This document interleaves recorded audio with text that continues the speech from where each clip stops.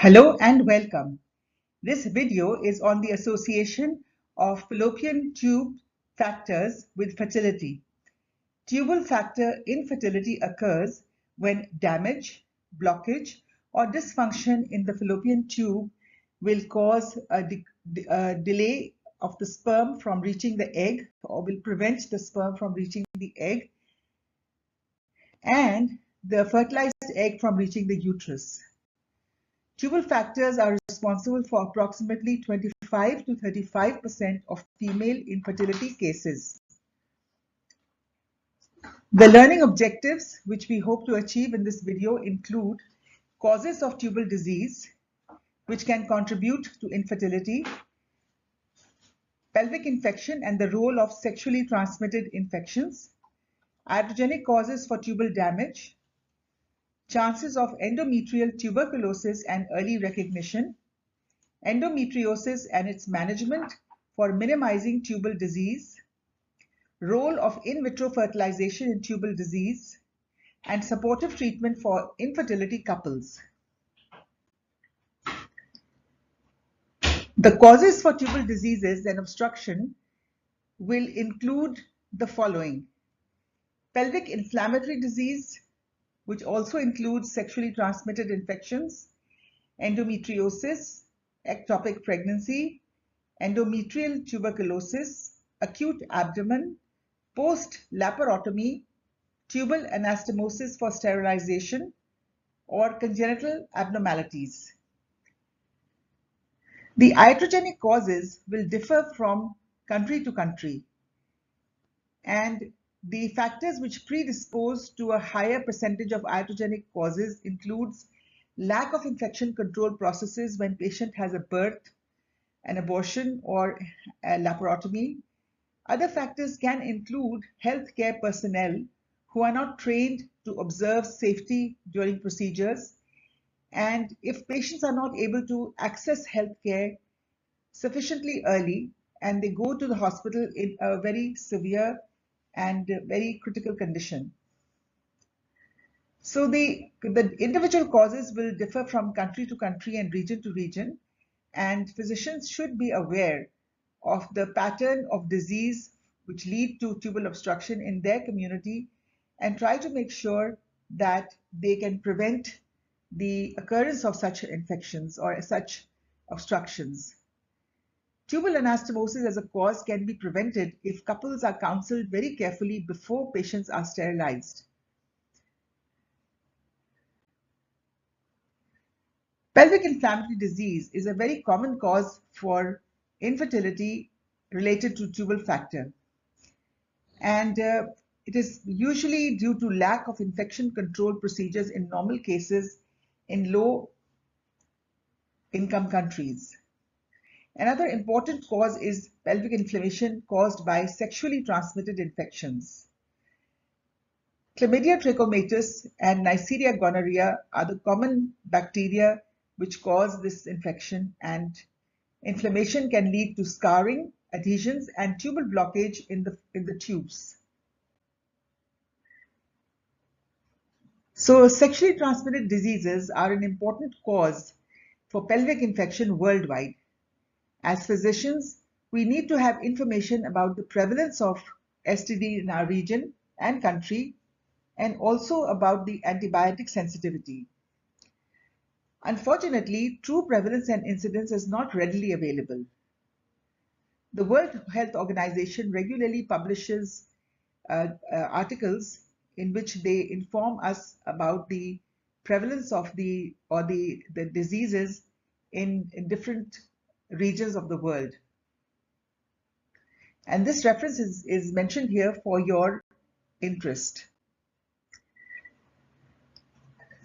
So we know that sexually transmitted infections are among the most common communicable infections and conditions, and they affect the health and lives of people globally. The World Health Organization periodically generates estimates to gauge the global burden of 4 of the most common curable sexually transmitted infections, which include chlamydia, gonorrhea, trichomoniasis, and syphilis. These infections cause acute urogenital conditions such as cervicitis, urethritis, vaginitis, and genital ulceration. And some of the agents can also infect the rectum and the pharynx.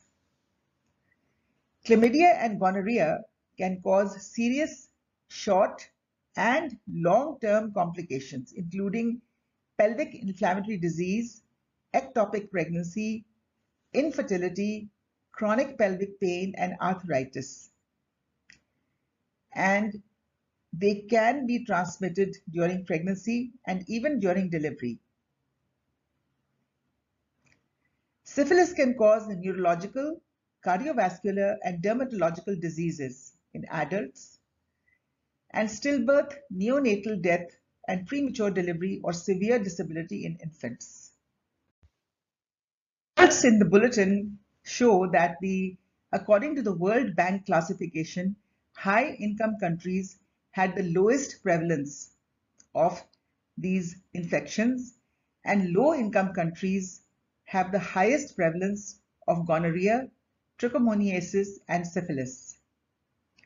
For chlamydia, the estimated prevalence is highest in upper middle income countries. The Sustainable Development Goals have grouped the countries, and their grouping shows that the highest prevalence of all 4 sexually transmitted infections is in the oceanic region, that is the Pacific Islands nations, excluding Australia and New Zealand. Endometriosis is another very important reason for tubes getting affected. Endometrial tissue outside the uterus can cause inflammation and scarring of the fallopian tubes. This can lead to blockages or impaired function. The European Society for Human Reproduction and Embryology, or ESHRE, published guidelines on endometriosis management in February 2022. This guideline offers best practice advice on the care of women with endometriosis, including recommendations on the diagnostic approach and treatments for endometriosis for both relief of painful symptoms and for infertility due to endometriosis. In the following slides, I'm going to show you some of the recommendations which are related to fertility and endometriosis. Reproductive medicine professionals, they will widely use the ESHRE guidelines to standardize and to improve clinical practice. So a strong recommendation by ESHRE is that women who seek pregnancy should not be prescribed post-operative hormone suppression with the sole purpose to enhance future pregnancy rates. Some weak recommendations include that those women who cannot attempt or decide not to conceive immediately after surgery may be offered hormonal treatment, as it does not negatively impact their fertility and improves the immediate outcome of surgery as far as pain is concerned. Infertile women with endometriosis should not be prescribed anti-inflammatory drugs or letrozole except for ovulation induction. This is a strong recommendation. Some other weak recommendations include that operative laparoscopy could be offered as a treatment option for endometriosis associated with the infertility, as it is grouped in the revised American Society of Reproductive Medicine Stage 1 and Stage 2 endometriosis, as it improves the rate of ongoing pregnancy. Clinicians may consider operative laparoscopy for the treatment of endometrioma-associated infertility, as it may increase their chances of natural pregnancy, although no data from comparative studies exist. Although no compelling evidence exists that operative laparoscopy for deep endometriosis improves fertility, operative laparoscopy may represent a treatment option in symptomatic patients wishing to conceive. The Guideline Development Group in ESHRE has formulated good practice points based on consensus. These are strong recommendations and provide guidance to reproductive health doctors. They recommend that the decision to perform surgery should be guided by the presence or absence of pain symptoms, patient age and preferences, history of previous surgery, presence of other infertility factors, ovarian reserve, and estimated endometriosis fertility index. Another good practice point is that women should be counseled of their chances of becoming pregnant after surgery. To identify patients that may benefit from assisted reproductive technology or IVF after surgery, the endometriosis fertility index should be used as it is validated, reproducible, and cost-effective. The results of other fertility investigations, such as their partner's sperm analysis, should be taken into account. Guidelines also have a brief mention about non-medical management strategies for infertility, and it is believed that these non-medical managements, they have no evidence that they can increase fertility in women with endometriosis. In addition to that, the potential harm and benefit is unclear. To minimize regret after tubal ligation, physicians should ensure that there is comprehensive counseling emphasizing the tubal ligation's permanence and irreversibility. We should discuss all contraceptive options and assess the patient's future reproductive goals and psychological readiness. Decision can be helped by using decision aids and confirming understanding through informed consent procedures. It may be better to give some time to the patient and to the husband so that they can discuss and they can formalize a decision, and you should also provide follow-up support. The patient may have some beliefs or some myths and misconceptions about the procedure, and these need to be clarified. It is important to pay attention to high-risk groups such as younger women or those with fewer children.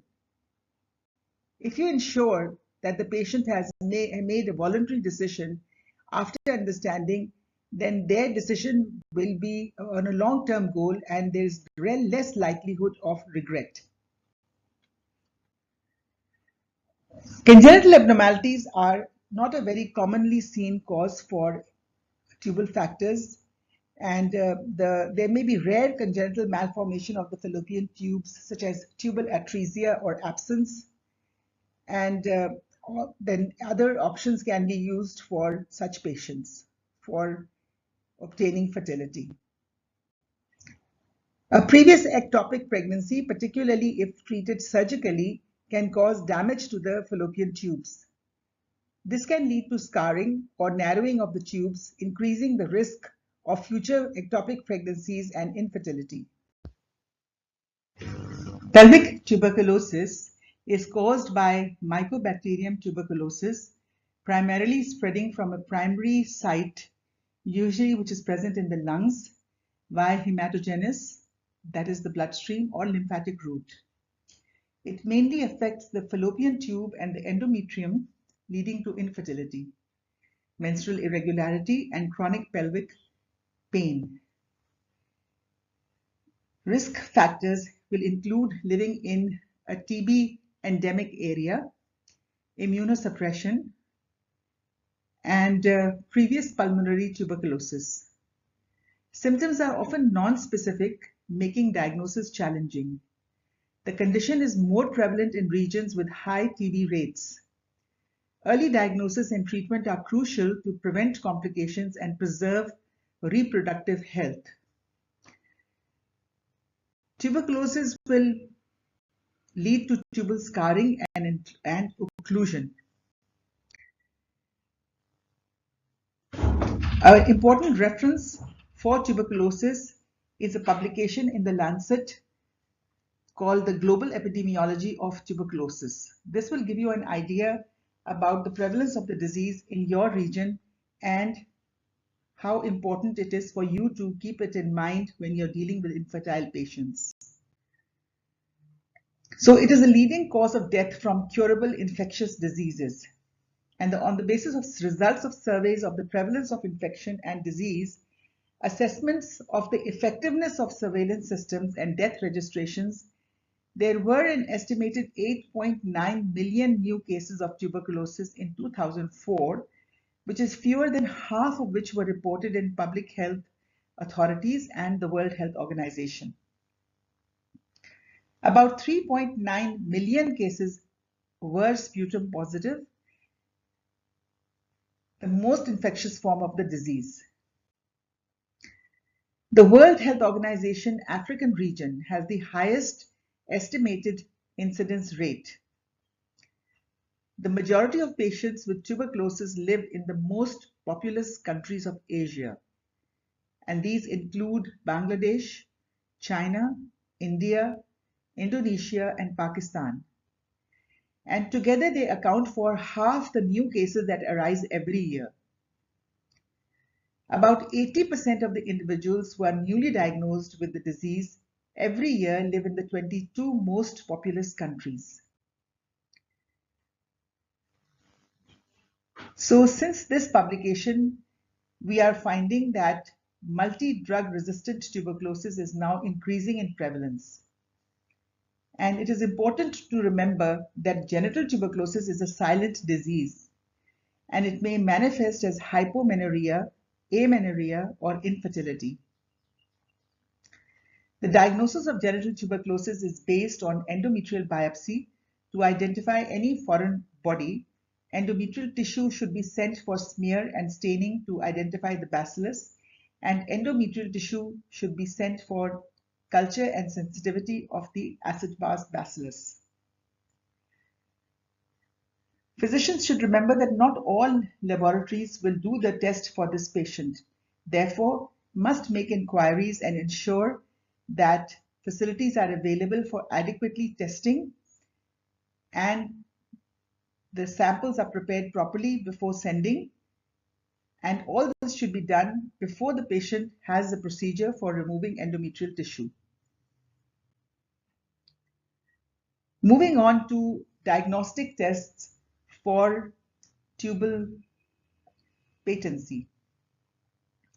So it is unfortunate that all the tests will check for tubal patency, but we do not have a test for tubal function, and pregnancy is the only positive test that will ensure that tubal function is present if it happens spontaneously. Hysterosalpingography is a very popular test, and a radiographic contrast dye is injected into the uterus and X-ray images are taken to visualize the fallopian tubes and the uterine cavity. It can show blockages, hydrosalpinx, or tubal patency. It is often the first line test for evaluating tubal patency. Remember that it carries the risk of transmission of infection if the infection control principles are not followed. It may not always differentiate between partial and complete blockage and cannot assess tubal function. In 5 to 15% of cases, there is a possibility that you may get a false negative report indicating a blockage which is not there, and this tubal blockage will appear because of tubal spasm at the time of the procedure. Sonohysterography is another very popular test that is performed to check the patency of the tube, and transvaginal ultrasound is used to visualize the uterine cavity and the fallopian tubes as the saline solution is injected into the uterus. Again, this test carries the risk of transmission of infection if the infection control principles are not followed. It is less invasive and does not involve radiation. But you cannot get static films, or even you cannot get the report based on real image and real-time video imaging.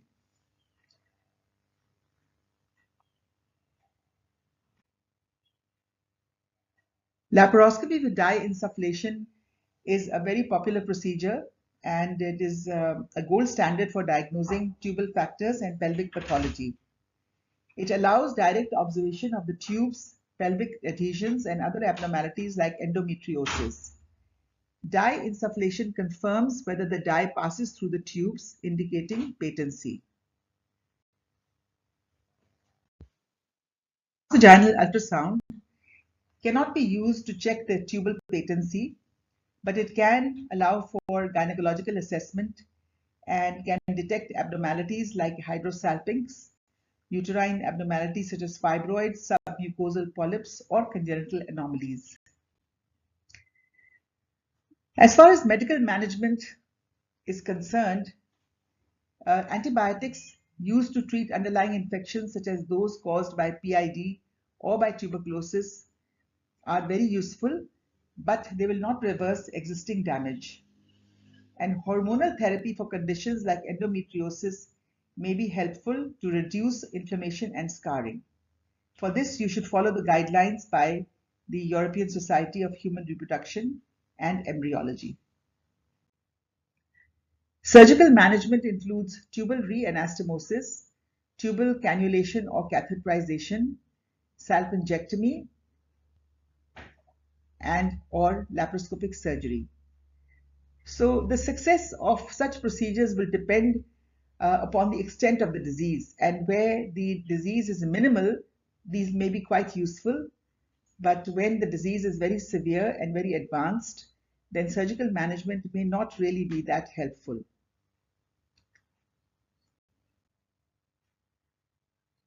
All physicians should remember that patients who have fertility issues need a lot of supportive care. And this supportive care includes counseling, it includes lifestyle modification, especially for men, addressing factors like weight, smoking, and stress. The management of tubal factor infertility is tailored to the individual's specific conditions and fertility goals, with a focus on optimizing reproductive outcomes and providing comprehensive care. IVF is the most common treatment for women with tubal factor infertility, and the success rates may be around 30 to 40% depending upon other factors such as the age of the woman and the presence of normalcy in terms of ovulation and hormones.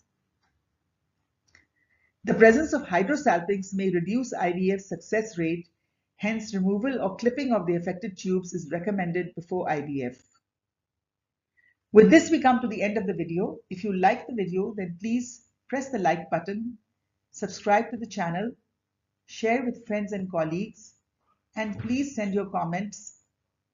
Press the bell icon so you can be notified of future publications. Thank you and goodbye.